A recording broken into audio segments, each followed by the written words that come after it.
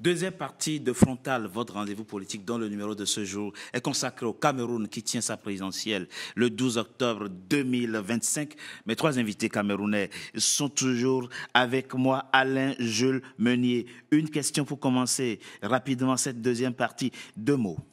Deux mots ont été cruciaux dans la première partie de notre émission.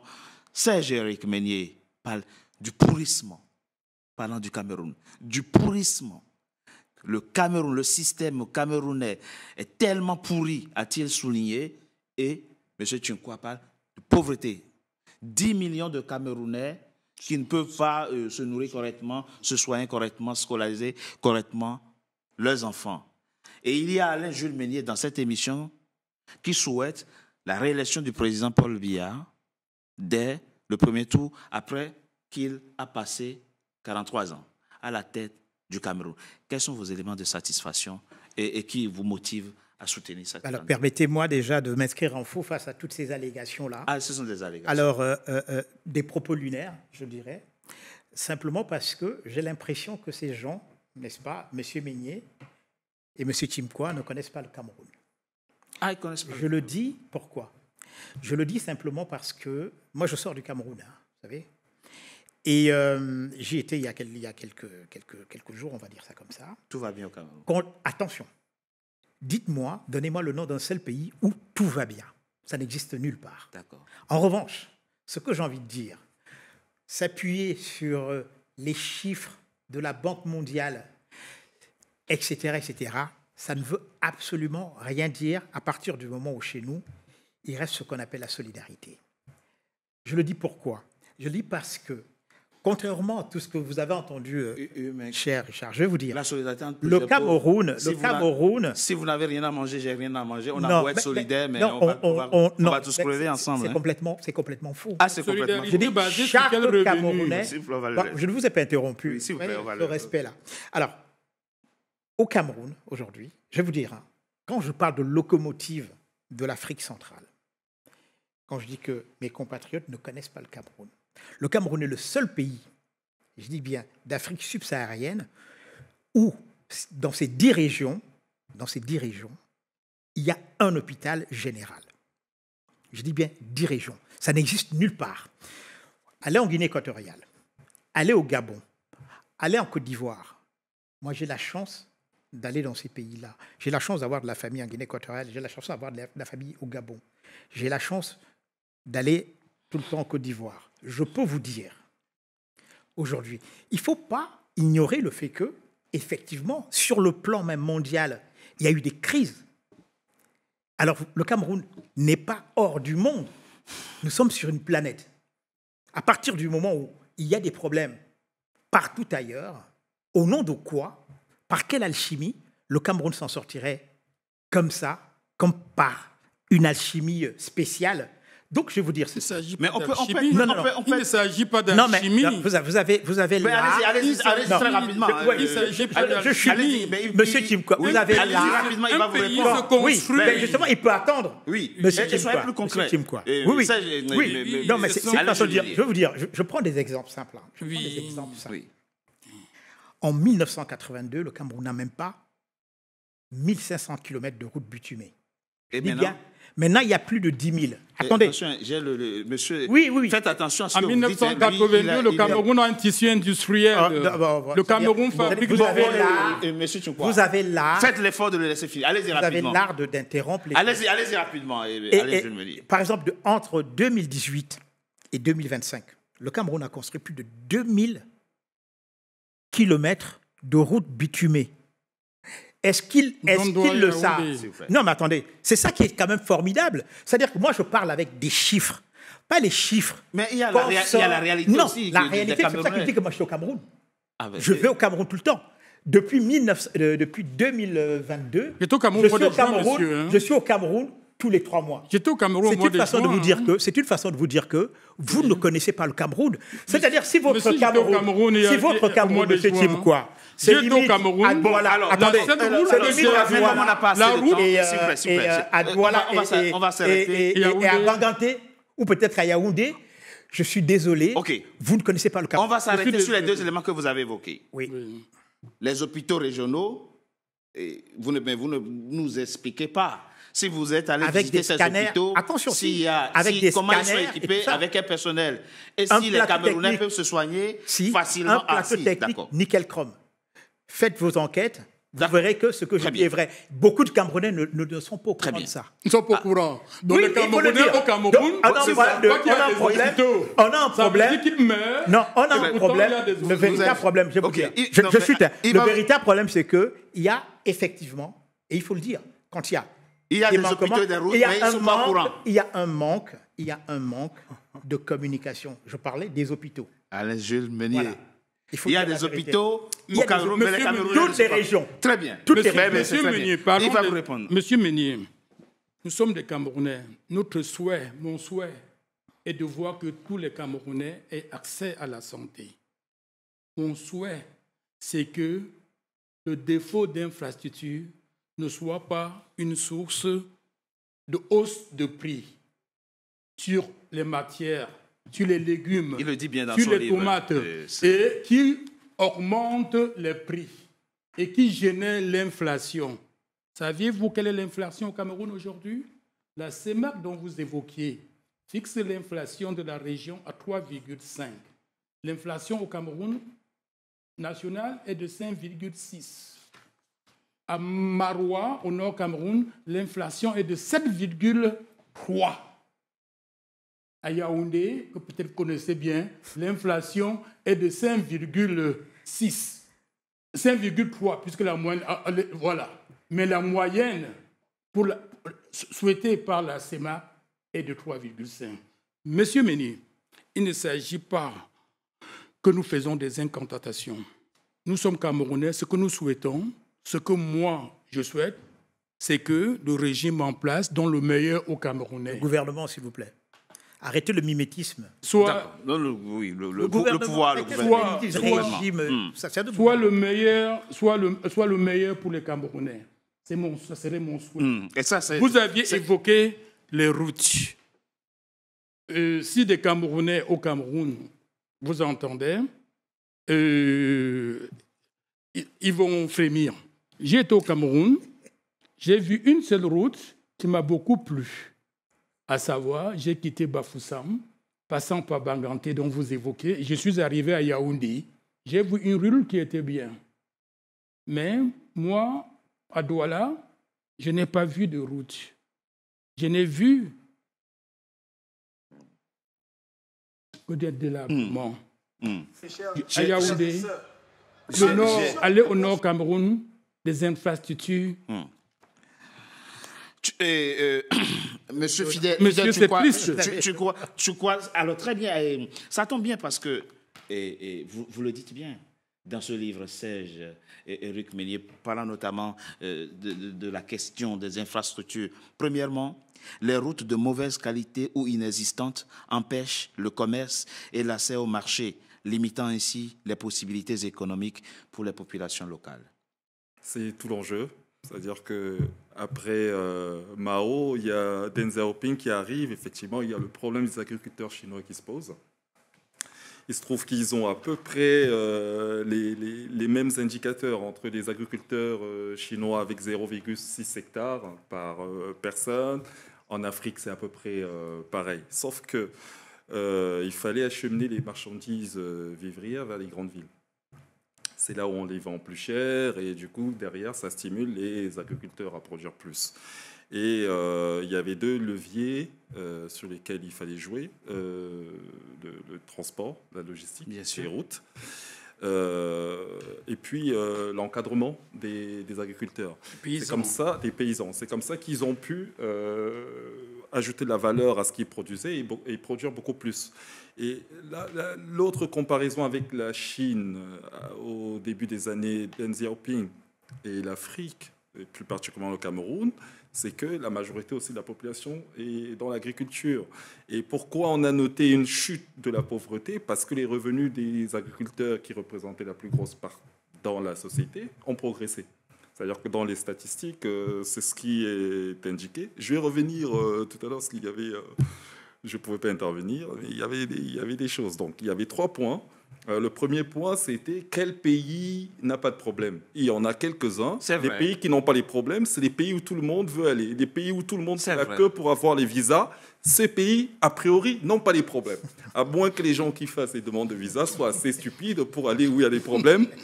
Mais à preuve du contraire, je ne crois pas. Certains ont des diplômes, savent lire et écrire, amènent leurs enfants. Donc, ils sont à peu près sûrs que là-bas, c'est mieux que là où ils partent. Ça, c'est la première chose. Deuxième point, c'était sur les chiffres de la Banque mondiale. Heureusement qu'on a des chiffres de la Banque mondiale, parce que vu le manque de données en Afrique, on serait complètement Au Cameroun, perdu. il y en a. Hein, Heureusement. l'Institut national de statistique approuve ces chiffres-là. il y a Et les des économistes chiffres. camerounais approuvent ces Beaucoup de chiffres. données manquent encore, mais il y a des chiffres. Mais après, on ne peut pas contester les chiffres à chaque fois. Il y a des règles statistiques, comptables, etc. C'est comme dans un terrain de foot. Il faut bien qu'on se repose sur certains critères pour savoir Oui. qui a gagné ou pas. Mais Donc ça, c'est le truc. Et le troisième point, c'était la solidarité. Il faudrait, une fois de plus, aujourd'hui, mettre fin à ce mythe de la solidarité en Afrique. Ça n'existe pas. Ce n'est qu'un mythe. La solidarité existe en France. Il y a un système Elle où est les gens payent organisée, pour des gens qui ne structurée. connaissent pas. il parlait de solidarité intrafamiliale. C'est Voilà. pas ça la solidarité. C'est pas ça, la solidarité. Il la faut Vous parlez de la organiser et La solidarité, structurer. c'est quelque chose d'organisé, structuré, C'est ça qu'il nous financé, faut au Cameroun. institutionnalisé. C'est ça la C'est solidarité. ça. C'est ça La qu'il nous faut au solidarité, Cameroun. c'est que moi, je peux me retrouver à payer certains mois énormément d'impôts sans forcément en bénéficier, mais parce que derrière, je sais que ça sert à d'autres personnes qui sont dans le besoin et je pourrais me retrouver dans la même situation un jour et j'aurai droit et accès au même système. C'est ça la solidarité. Il y a cette bienveillance occidentale qui a vu des Africains manger tous dans la même assiette, qui sont revenus à Paris et qui se sont dit « Ah, les Africains, ils sont solidaires ». C'est pas ça la Mais ça solidarité. signifie aussi quelque chose. La solidarité, Oui. si elle existait en Afrique, Oui. il n'y aurait pas des dirigeants africains qui étaient dans les caisses pour venir les planquer ici. Alors, Serge et Eric Meunier, tout comme Fidèle Tchoukou, excusez-moi, moi je ne suis pas de l'opposition camerounaise, je ne suis pas activiste, je suis journaliste et j'essaye de faire mon travail avec Moi le aussi, plus d'objectivité possible. Et je dois dire à la décharge de monsieur Alain Jules Meunier et en hommage aux Camerounais, qu'il est difficile de faire croire que les gens meurent de faim au Cameroun. Le Cameroun reste quand même le grenier de l'Afrique centrale. Et moi, à titre personnel, étudiant en Allemagne, j'ai eu des camarades camerounais dont les mères ont vendu de la banane plantain pour les envoyer à Londres, au Canada, en Allemagne, étudier. On ne peut pas laisser dans cette émission dire que le Cameroun, qu'il y a la misère au Cameroun, que les gens ne mangent pas à leur faim. C'est le seul pays probablement du continent. Monsieur Richard, il vous faut que je rectifie. Hein. Monsieur C'est le seul Richard, pays où les gens n'attendent pas le pouvoir pour vous manger. trompez dans le temps. Je vais vous situer. Le Cameroun a été le grenier presque même de l'Afrique centrale. Oui. Les gens, Et il l'est toujours. les gens, vous serez surpris parce que je vais vous révéler. Non, je peux me tromper. Hein. Permettez-moi, les Camerounais cultivaient, avaient leurs produits, ils allaient vendre au Gabon. Ils allaient vendre en Guinée C'est équatoriale. le cas, non? Aujourd'hui, en rayon des surcoûts dus au transport, dus aux taxes, les mêmes personnes sont allées s'installer au Gabon et en Guinée et produisent sur place. Ce qui fait que si on regarde le flux commercial entre ces pays et le Cameroun, on verra que malheureusement, il y a certains produits qui sont vendus depuis le Cameroun ou la Guinée vers le Cameroun. Malheureusement, mais ce que vous dites, ce fut probablement l'âge d'or. Et Ce n'est plus le cas aujourd'hui. C'est complètement c'est faux. aujourd'hui. Et les importations alimentaires extra-africaines ont progressé dans la même trajectoire. D'accord. Regardez encore mais récemment il faut... la Centrafrique et le Tchad, qui pour certains, pour leur transport, passaient par le Cameroun, ont été obligés de dévier, aller vers le Congo. Monsieur Meunier le sait. Donc, Monsieur Meunier, Il il y ne a toujours s'agit une pas. cargaison de nourriture Il qui ne passe s'agit pas. du Tchad vers Ngaoundéré enfin, qui quitte le Cameroun, vient Ngaoundéré pour alimenter le Tchad toujours. Ben non, non. non, ce n'est plus le cas. Non, je Très crois bien. que il y a, Alors, il y a- on va il y a avancer une dans cette grosse émission. confusion parce que moi, je On va- n'interromps jamais les gens. J'essaie de nuancer un peu leur pessimisme. Allez, on avance dans cette émission. Alors, je vous disais que j'avais du mal à cerner la situation actuelle de Maurice Kamto, celui qui fut le leader du MRC, votre parti, puisque nous sommes en train de parler dans cette émission des rapports de force pouvoir-opposition à quelques jours de cette présidentielle. Le Conseil constitutionnel a recalé sa candidature. Ça, c'est connu. Quelle est sa situation actuellement? Aujourd'hui, parlant de la place du président Maurice Kamto, aujourd'hui, le président Maurice Kamto, suite au recalage brutal du Conseil constitutionnel de sa candidature, cassant ainsi le rêve des Camerounais, le président Maurice Kamto, il est devenu comme un guide, une référence pour la classe politique actuelle aujourd'hui. Vous aviez évoqué 11 candidats de l'opposition. Il défile tous ces jours-ci pour aller rencontrer M. Maurice Kamto. Il y a eu M. Akere, il y a eu M. Issa Chiroma, Bello Bouba, Mme Dame Joya, qui est partie hier ou aujourd'hui. Tous vont vers la lumière, vers la sagesse dont il évoquait. Donc le président Maurice Kamto est devenu aujourd'hui non plus comme le chef d'un exécutif, mais comme un guide de l'opposition camerounaise. Guide. Pourquoi il émerge? Il émerge en raison de ce que M. Mine ne veut pas accepter, le problème aujourd'hui que les Camerounais, les Camerounais doivent faire face. Que l'on soit opposant ou pas, on doit constater qu'il y a un problème de logement au Cameroun, qu'il y a un problème d'énergie, qu'il y a un problème de... On va rester dans la campagne qui commence dans quelques jours. Le président Maurice Kamto... On peut espérer effectivement que l'union à laquelle appelle, et d'ailleurs, au lieu de parler de lui, on va écouter d'ailleurs un extrait de son discours prononcé il y a quelques petites semaines à Paris, en prélude justement à sa candidature devant le Conseil constitutionnel. Mes chers frères et sœurs, ma mission première sur la scène politique du Cameroun, c'est de rassembler, c'est d'unir les Camerounais, c'est de les souder, parce qu'avec eux, je suis sûr de la victoire. C'est comme ça que ça va se passer. C'est de les souder. On nous a trop divisés et on nous a perdu 40 ans. Il y a 7 ans, on nous a volé la victoire. Qu'est-ce qu'on en a fait? Montrez-moi ce qu'on a fait en 7 ans avec la victoire qu'on a arrêtée en 2018. Monsieur Tchinkwa, l'union sacrée à laquelle appelle Maurice Kamto, dans l'extrait qu'on vient de suivre, elle aura lieu au Cameroun.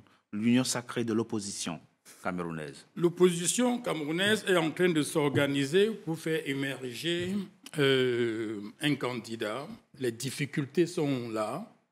Aujourd'hui, on voit qu'il y a une tendance vers Bello Bouba et Issa Chiroma, l'ancien ministre. L'ancien ministre. En ce qui concerne le MRC et le président Kamto, ils ont demandé aux candidats qui postulent à la présidence de faire émerger un consensus au terme duquel ils peuvent choisir un candidat. Alors nous suivrons. Voilà, nous attendons. Telle est la position du président Maurice Kamto et celle du MRC. Nous faisons cette émission le 22 septembre. La campagne électorale commence dans quelques jours. La présidentielle, c'est le 12 octobre. Vous avez vraiment le temps d'atteindre cet objectif d'union et de désignation d'un candidat unique de l'opposition susceptible de battre Paul Biya? Il revient aux populations camerounaises de voir en ces candidats l'un d'eux qu'ils pourront adhérer et suivre. Ça serait la volonté des Camerounais. Je propose qu'on marque une coup de pause. On se retrouve dans quelques instants pour la troisième et dernière partie de notre émission. À tout de suite. NCA, la nouvelle chaîne africaine, poursuit son développement et vient de faire son entrée dans le célèbre bouquet Canal+. Disponible depuis ce 7 juillet sur le canal 9 et le canal 573, la chaîne panafricaine est désormais diffusée dans 45 pays du continent. Merci à vous tous qui, par vos soutiens, avez contribué à la concrétisation de ce projet panafricain. NCA, la chaîne panafricaine de référence.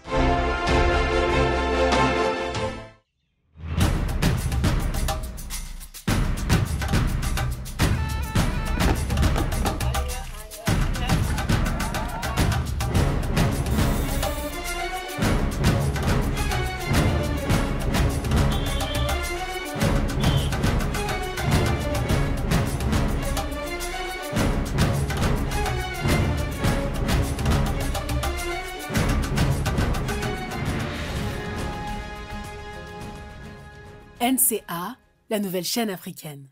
NCA, the New African Channel.